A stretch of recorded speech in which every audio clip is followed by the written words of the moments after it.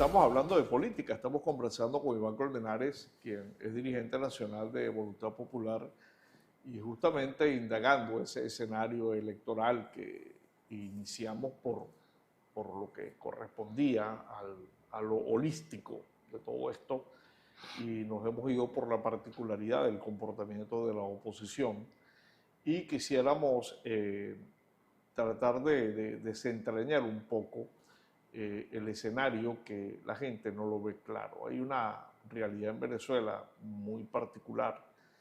Uno escucha a los economistas, incluso los empresarios, y apuestan que este año va a ser mejor que el año pasado. Sin embargo, pasan los días y uno nota dificultades en el comportamiento común, en la economía común. Los precios siguen aumentando, hay un esfuerzo por mantener el precio del dólar con los desembolsos que gracias a Chevron Texaco pues está recibiendo Venezuela con la colocación de algunas ventas del petróleo. Tenemos una realidad internacional que algunos dicen que favorece, otros dicen que eso no significa nada para Venezuela, pero el punto es de que no se termina de ver una luz al fondo del túnel, y entonces transitamos y aspiramos que esa situación mejore, pero lamentablemente no lo encontramos. El gobierno dice que sí, la oposición no cree, la mayoría de los venezolanos no le cree a ninguno de los dos, y vemos que la situación se está agravando. En medio de esa realidad que está pasando en Venezuela, y sumémosle el tema de la violencia, que está recrudeciendo nuevamente en Venezuela, ¿usted cree que por encima de todo sí habrá elecciones en Venezuela este año? Yo también a lo íntimo, a lo interno, también pongo en duda pues ese proceso. Uno no sabe cómo va a salir el gobierno jugó con la carta del Esequibo y le salió muy mal la jugada.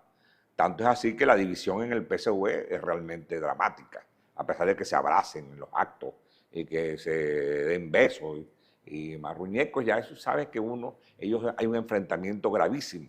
Hay una división y por eso la detención de Rocío San Miguel, una división evidente en las Fuerzas Armadas Nacionales, que empezó con el tema del Esequibo, cuando el gobierno amenazó con un posible conflicto bélico en las Fuerzas Armadas. Quizás la cúpula no diga que sí, pero las Fuerzas Armadas se sentían temerosas de una posible confrontación. Entonces, el tema del mejoramiento económico, el mismo gobierno torpedea. El año pasado comenzó bien e inventó el gobierno el impuesto a las transacciones en dólares. Se paró la economía otra vez. Ahora consiguieron un aliento con el tema de Chevron, que tú dices, han vendido más de 6.000 millones de dólares en apenas 30 días, 40 días, y eso le ha permitido un flujo, algunos bonos de guerra, etcétera, etcétera, para la gente, pero indudablemente no mejora la situación. Porque el gobierno, y lo pongo como ejemplo con el azúcar, una producción de azúcar, y resulta que tienes dos barcos llenos de azúcar en Puerto Cabello para las Majaguas, el central que maneja Primitivo Cedeño, y eso, por supuesto la falta de diésel, indudablemente entorpece los planes de ilusión que vive el gobierno. Eso que dijo Adrúbal Olivares, que yo no sé dónde sacó esa fantasía de que el crecimiento portugués iba a ser por encima del país, que no conoce ni el gobierno ni la realidad portugueseña. Entonces, esos temas de ilusión que vive Maduro, ¿cuántas veces ha ofrecido la reactivación económica? ¿Cuántas veces han puesto esos motores que al ratico se funden?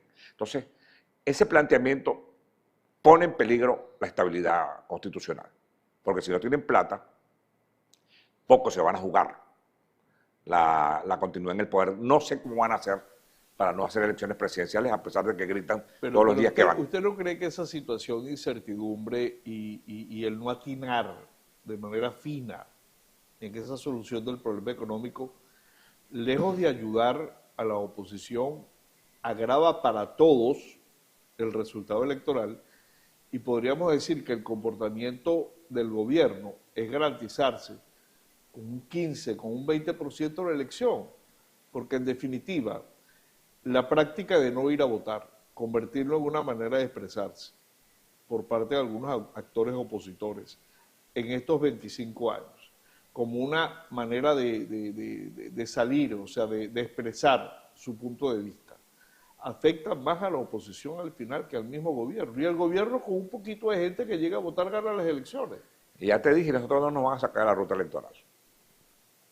Yo lo resumo en una frase que le gusta mucho a la gente. Es con María Corina o con lo que ella diga, a mi juicio.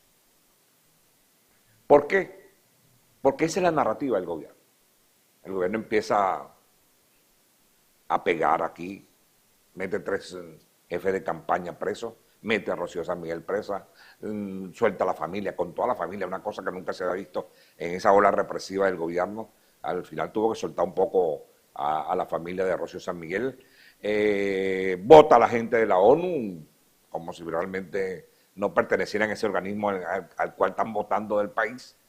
Esa es la narrativa del gobierno. Tratar de que nosotros pisemos el peine de la abstención y ese no lo vamos a pisar. Pero es que muchas veces, Entonces, esa narrativa... pero le incentivo mucho en esto, gobernador, porque ustedes hacen ver, digo ustedes, la oposición, como que eso es algo nuevo, y resulta que no es nuevo. No, nuevo Si eso viene aconteciendo todos los años.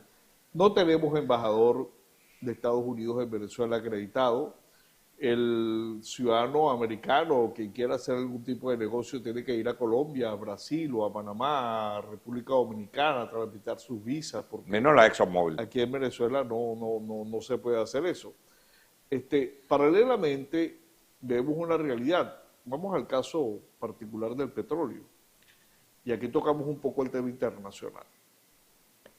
De los 700.000, entre lo que dice el gobierno y lo que reconoce el cártel, que barriles que produce Venezuela diario de petróleo y que dispone una parte para ellos, otra parte que lo regalan o lo entregan fiado por intercambios todavía no precisos. En el caso particular de Venezuela está en el orden de los 100, 150, dependiendo de la negociación del día, que colocan fundamentalmente en el mercado americano. Pero los Estados Unidos necesitan diario, 20 millones de barriles de petróleo. 100.000 barriles de petróleo no es nada, absolutamente para lo que necesita Estados Unidos. Pero saben que si una recuperación de la industria petrolera, que solamente puede darse con la participación de los grandes capitales del mundo en materia de hidrocarburos, puede permitir que eso incremente. De tal manera que el gobierno no tendría otro camino que recurrir a ese tipo de auxilio para mejorar su producción.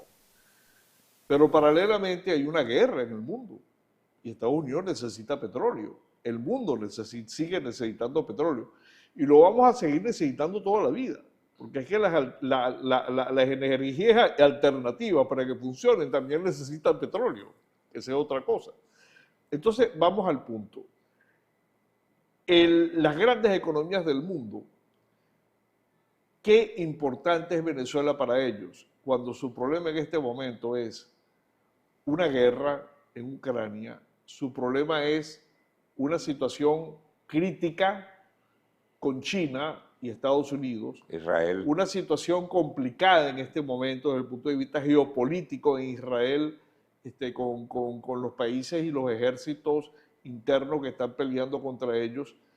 Venezuela no es nada para ellos en este momento. Y sin embargo siguen apostando al apoyo internacional. Nos quedan 2 minutos para esta pero respuesta. yo te quería que me dejaras terminar un poquito la narrativa y tomamos el tema al final. El problema, por primera vez en la historia del chavismo, es que Maduro y sus líderes no llegan al 9% de simpatía.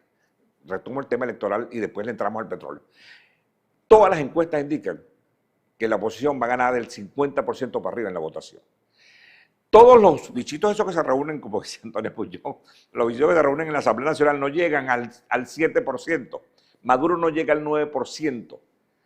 No llega, o sea, no hayan qué mecanismo utilizar para eso. Esa es la gran desesperación del PSV, la que discute internamente si Maduro puede seguir siendo candidato. La que le preguntan a la VC y a los consejos comunales afectos al, que son casi todos, la narrativa esa electoral de que no suben. Entonces tienen una discusión interna que nosotros no vemos, que nosotros no asumimos, que actúan como elefante en cristalería, pero que indudablemente no tienen candidato presidencial que les garantice una victoria, ni siquiera por la mínima diferencia. Gobernador, como usted es periodista y sabe guardar muy bien los planteamientos, ese aspecto geopolítico y económico que abordamos, Ajá. que nos quedó pendiente en el próximo segmento, continuaremos conversando con Iván Colmenares, quien nos acompaña esta mañana. Vamos a cumplir compromisos de publicidad en perfil y ya regresamos.